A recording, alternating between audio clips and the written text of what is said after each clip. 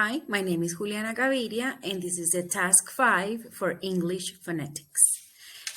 So then I had to choose 3 consonant sounds. I'm going to explain which one I chose.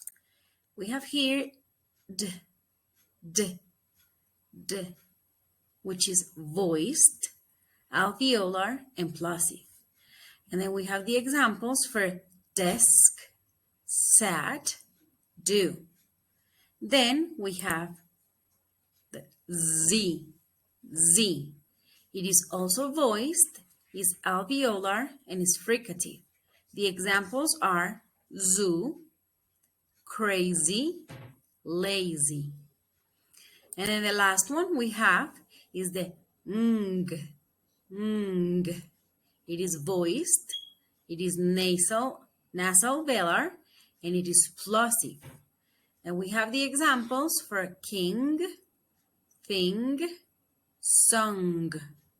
Thanks for watching.